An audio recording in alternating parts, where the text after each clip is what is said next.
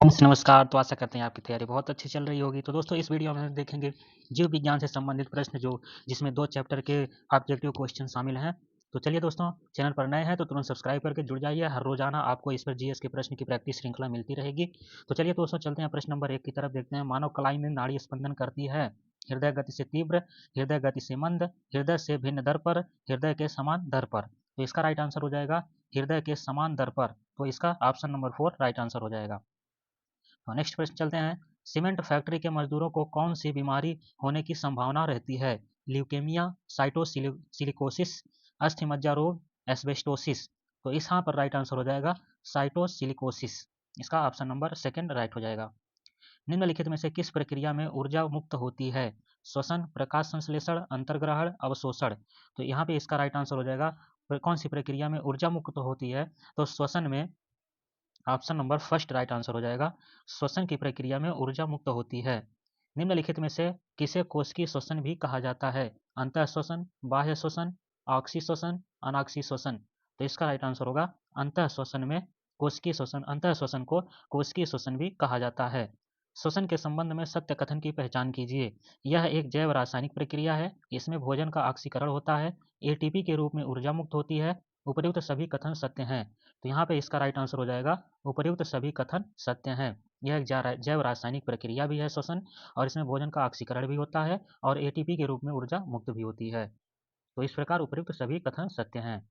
मानव शरीर में ऑक्सीजन का परिवहन किसके माध्यम से किया जाता है? हीमोग्लोबिन के माध्यम से, रुधिर प्लाज्मा के माध्यम से, या उपर्युक्त दोनों के माध्यम से, या रुधिर प्लेटलेट्स। तो यहाँ पे राइट आंसर हो जाएगा हीमोग्लोबिन और रुधिर प्लाज्मा दोनों के माध्यम से यह ऑक्सीजन का परिवहन किया जाता है। तो इस प्रकार इसका राइट आंसर हो जाएगा ऑप्शन नंबर 3, 1 और 2 दोनों। नेक्स्ट प्रश्न देखते हैं। निःश्वसन के समय ग्रहण की गई वायु में ऑक्सीजन का कितना प्रतिशत होता है? 17%, 21%, 23 या 0.03%। तो यहाँ पे इसका राइट आंसर हो जाएगा 21%। निःश्वसन के समय ध्यान रखेंगे, यहाँ पे निःश्वसन के समय की बात हो रही है। ग्रहण की गई वायु में ऑक्सीजन का कितना प्रतिशत मात्रा होता है? तो 21%। फेफड़ों में गैसों का आदान प्रदान किनके माध्यम से होता है? तो फेफड़ों में जो गैसों का आदान प्रदान होता है, रुधिर द्वारा, वायु कूपिकाओं द्वारा, श्वास नली द्वारा, धमनियों द्वारा। इसका सही आंसर होगा वायु कूपिकाओं द्वारा होता है। उच्च वसन की प्रक्रिया में शरीर से बाहर निकाली गई वायु में ऑक्सीजन का कितना प्रतिशत होता है? तो यहाँ पे देखेंगे उच्च वसन की बात की गई थी और वहाँ पे निःश्वसन की बात की गई थी। तो निःश्वसन में 21% और यहाँ पे उच्च वसन की प्रक्रिया में शरीर से बाहर निकाली गई वायु में ऑक्सीजन का मात्रा होता है 17%। तो यहाँ पे कंफ्यूज नहीं होंगे, दोनों क्वेश्चन को ध्यान से देखेंगे क्योंकि ज़्यादातर हम लोग 21% ही लगा देंगे। हम लोग उच्च श्वसन और निःश्वसन इन दोनों टॉपिक को ध्यान रखना है। आगे देखते हैं हम लोग नेक्स्ट क्वेश्चन। श्वासोच्छवास तथा श्वसन के विषय में सत्य कथन की पहचान कीजिए। तो यहाँ पे पूछा है श्वासोच्छवास तथा श्वसन के विषय में दोनों में अंतर क्या है? तो श्वासोच्छवास कोशिकाओं के बाहर जबकि श्वसन कोशिकाओं के अंदर, जबकि श्वसन कोशिकाओं के भीतर होता है। तो यहाँ पे देखेंगे दोनों पॉइंट। जो श्वासोच्छवास होता है कोशिकाओं के बाहर होता है, जबकि जो श्वसन होता है वो कोशिकाओं के अंदर होता है। पहला अंतर हो गया। श्वासोच्छवास की क्रिया में ऊर्जा उत्पन्न नहीं होती है। मोस्ट इंपॉर्टेंट पॉइंट, ये इससे भी एक प्रश्न बन सकता है। और जबकि श्वसन में ऊर्जा उत्पन्न होती है। कौन सी ऊर्जा? तो एटीपी ऊर्जा उत्पन्न होती है। अभी हम लोग पीछे डिस्कस कर चुके थे। श्वासोच्छवास एक भौतिक क्रिया है, जबकि श्वसन एक जैव रासायनिक प्रक्रिया है। बहुत इंपॉर्टेंट क्वेश्चन है दोस्तों, इसमें से कई क्वेश्चन बन सकते हैं और इसका राइट आंसर हो जाएगा उपर्युक्त सभी, क्योंकि इसमें सभी सही हैं। तो इसका राइट आंसर होगा उपर्युक्त सभी। मानव शरीर में कार्बन डाइऑक्साइड का परिवहन किस माध्यम से होता है? तो यहाँ पे देखेंगे हीमोग्लोबिन के माध्यम से, प्लाज्मा में घुलकर, बाइकार्बोनेट्स के रूप में, उपर्युक्त सभी माध्यमों से। तो यहाँ पे इसका राइट आंसर हो जाएगा उपर्युक्त सभी माध्यमों से। मानव शरीर में कार्बन डाइऑक्साइड का परिवहन हीमोग्लोबिन के माध्यम से भी होता है, प्लाज्मा में घुलकर भी होता है और बाइकार्बोनेट्स के रूप में भी। इसका आंसर हो जाएगा उपर्युक्त सभी माध्यमों में। भोजन निगलते समय श्वसन मार्ग किस अंग द्वारा बंद हो जाता है? एपिग्लाटिस, कंठ, श्वास नली या श्वसनी। तो यहाँ पे पूछ रहा है भोजन निगलते समय, जब हम भोजन निगलते हैं तो श्वास मार्ग कुछ समय के लिए बंद हो जाता है, तो वह किस अंग द्वारा बंद किया जाता है? तो एपिग्लाटिस। इसका राइट आंसर हो जाएगा ऑप्शन नंबर ए, एपिग्लाटिस। हीमोग्लोबिन के विषय में असत्य कथन की पहचान कीजिए। यह लौह युक्त प्रोटीन है। इसका निर्माण हीमवर्णक तथा ग्लोबिन प्रोटीन के द्वारा होता है। यह वायु के संपर्क में आकर ऑक्सी हीमोग्लोबिन नामक अस्थायी यौगिक का निर्माण करता है। यह चौथा ऑप्शन कह रहा है इनमें से कोई नहीं। तो यहाँ पे पूछा है कि कौन सा असत्य कथन है, तो इसमें से सभी कथन सत्य हैं, इसलिए इसमें कोई असत्य नहीं है। तो इसका राइट आंसर हो जाएगा ऑप्शन नंबर 4, इनमें से कोई नहीं। मनुष्य में दायां फेफड़ा कितने पिंडों में विभाजित होता है? मोस्ट इंपॉर्टेंट क्वेश्चन है, छोटा है, बहुत खोटा है। तो यहाँ पे देखेंगे मनुष्य में दायां फेफड़ा 3 पिंडों में, 2 पिंडों में, 1 या 4। तो यहाँ पे राइट आंसर हो जाएगा ऑप्शन नंबर 1 हो जाएगा इसका, 3 पिंडों में विभाजित होता है। ऑप्शन नंबर 1 इसका राइट आंसर हो जाएगा। मनुष्य का दायां फेफड़ा 3 पिंडों में विभाजित होता है। एम्फाइसीमा बीमारी का संबंध किससे होता है? तो एम्फाइसीमा ऑप्शन देखते हैं, वृक्क से, कंठ से, फेफड़े से या हृदय से। तो एम्फाइसीमा जो होता है वो फेफड़े में से संबंधित बीमारी होता है, फेफड़ा।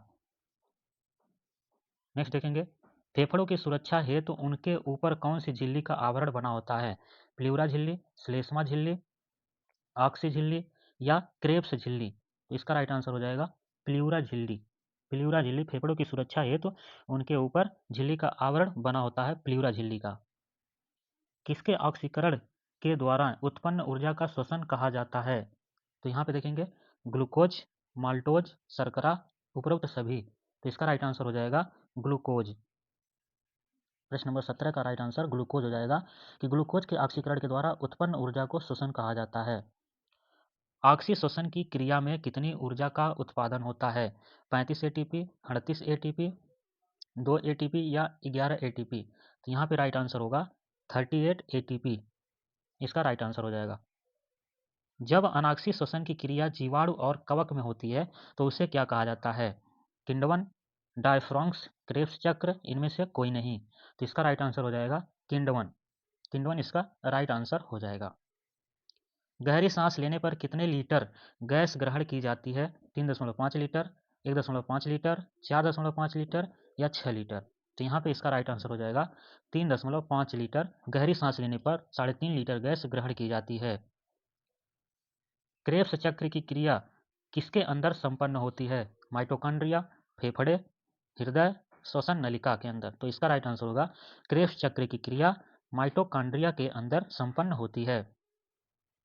जब मनुष्य कार्य करता है तो मांसपेशियों में ऑक्सीजन के अभाव में पायरुविक अम्ल का विखंडन किसमें हो जाता है? जल में, लैक्टिक अम्ल और कार्बन डाइऑक्साइड में, कोलेस्ट्रॉल में, रुधिर में। इसका राइट आंसर हो जाएगा लैक्टिक अम्ल और कार्बन डाइऑक्साइड में, इसका राइट आंसर हो जाएगा।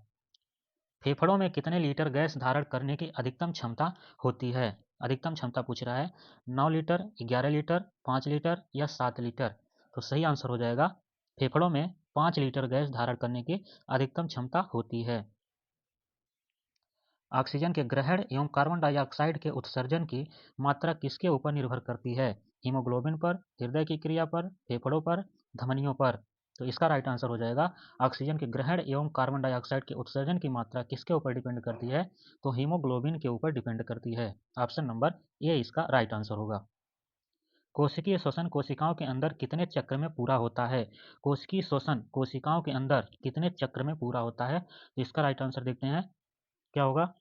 2 चक्र, 3, 4 या 6। तो सही आंसर हो जाएगा 2 चक्रों में पूरा होता है। ऑक्सी श्वसन की क्रिया कोशिका के किस भाग में संपन्न होती है?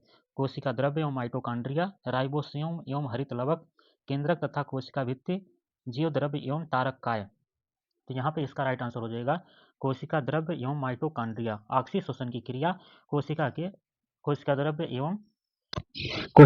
एवं माइटोकॉन्ड्रिया में संपन्न होती है। कौन सी क्रिया को ऑक्सी तथा अनाक्सी श्वसन का कॉमन स्टेप माना जाता है? ग्लाइकोलिसिस, किण्वन क्रिया, डाइफ्रॉग या वाइटल। तो इसका राइट आंसर हो जाएगा यहाँ पे ग्लाइकोलिसिस। ऑप्शन नंबर 1 राइट हो जाएगा ग्लाइकोलिसिस। चलिए अब कुछ महत्वपूर्ण बातें देखते हैं जो आपके लाइफ से रिलेटेड हैं। मान लीजिए कभी भी अचानक किसी को ऐसे संकट में देखें तो उसको तुरंत हेल्प करने की कोशिश करें, ये जानकारी पूरी देखें। कृत्रिम श्वसन क्या होता है? यहाँ पे पॉइंट आता है कृत्रिम श्वसन। यहाँ पे देखेंगे जल में डूबने या बिजली का करंट लगने पर जल में डूबने या बिजली का करंट लगने पर जब किसी व्यक्ति की श्वसन क्रिया रुक जाती है तो कृत्रिम श्वासोच्छ्वास क्रिया का सहारा लेना पड़ता है। तो देखेंगे इसके लिए प्रभावित व्यक्ति को पीठ के बल लिटाकर उसकी गर्दन के नीचे हाथ रखकर मुंह से वायु दी जाती है। यह क्रिया 1 मिनट में 10 से 25 बार करनी चाहिए। इस प्रकार व्यक्ति में पुनः श्वसन क्रिया प्रारंभ हो सकती है। तो इसमें देखेंगे एक और मोस्ट इंपॉर्टेंट पॉइंट जहाँ से क्वेश्चन भी बनते हैं, गैसों का परिवहन। यहाँ पे देखेंगे गैसों का परिवहन। रुधिर में संवहन के माध्यम से ऑक्सीजन का फेफड़े से कोशिकाओं तक का, कार्बन डाइऑक्साइड का कोशिकाओं से फेफड़ों तक निरंतर पहुंचते रहना ही गैसीय परिवहन कहलाता है। ये इंपॉर्टेंट नहीं है, लेकिन ये जो नीचे वाला पॉइंट है इसका क्रम, परिवहन मार्ग, ये पॉइंट बहुत ही इंपॉर्टेंट है।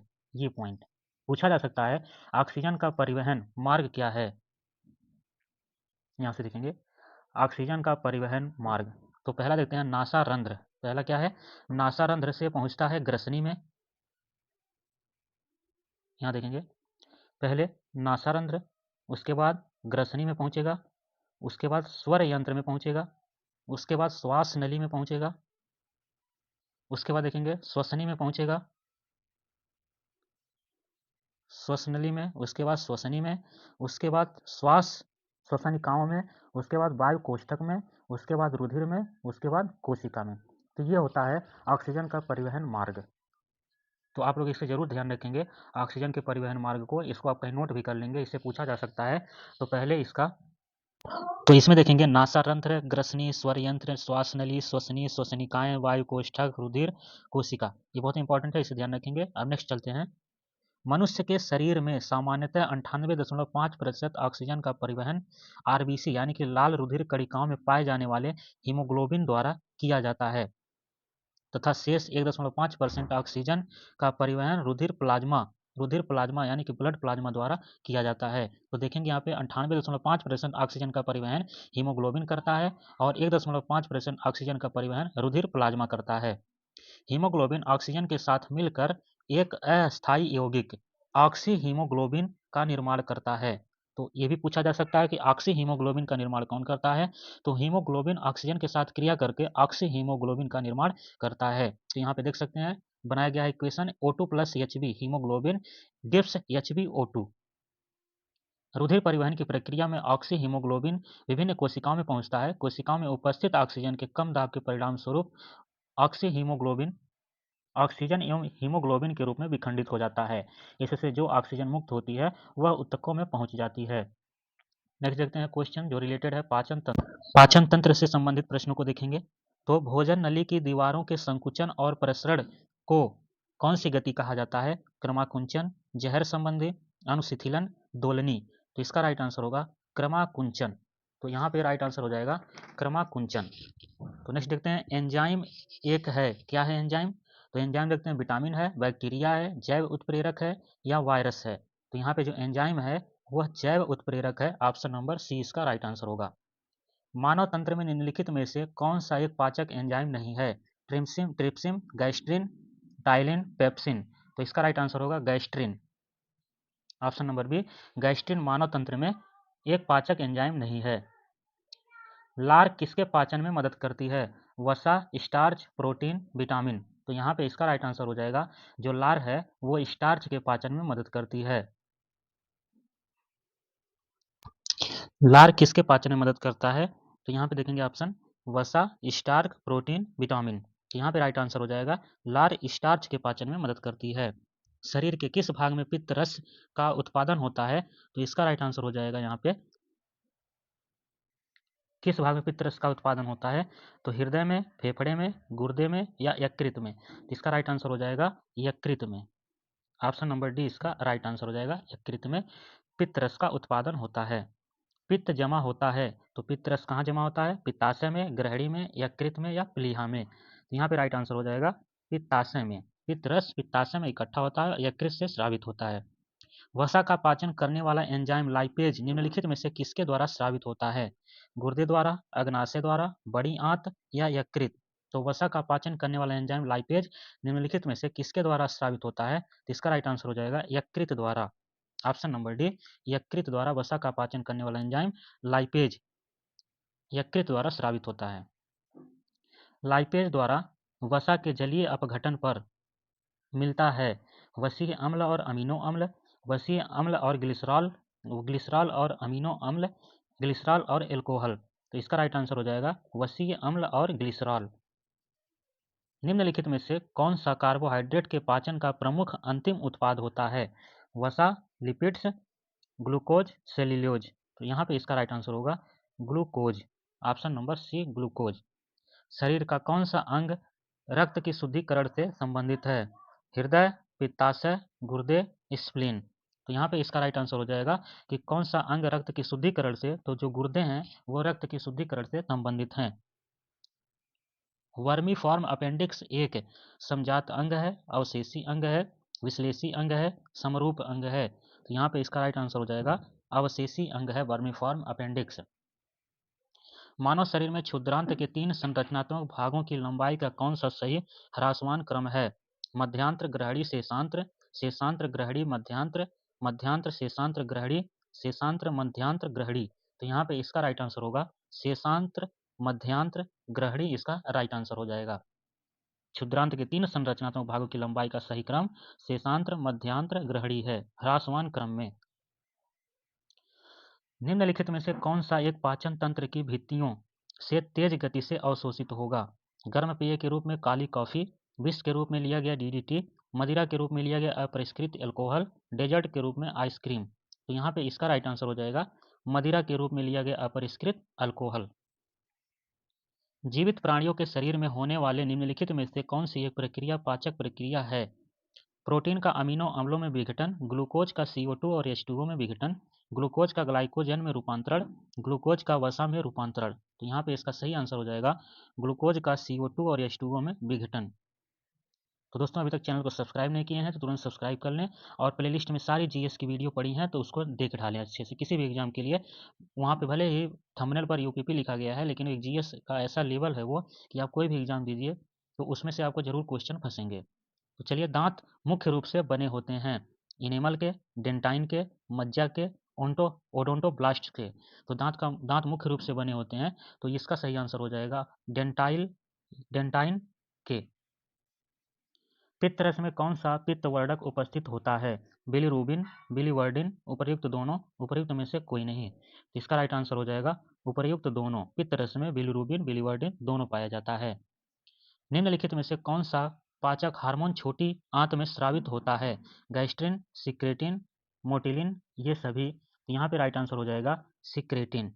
तो दोस्तों आशा करते हैं वीडियो बहुत अच्छी लगी होगी। कमेंट बॉक्स में कमेंट जरूर करें और तुरंत सब्सक्राइब कर लें और शेयर करते रहें। मिलते हैं नेक्स्ट वीडियो में, तब तक के लिए धन्यवाद।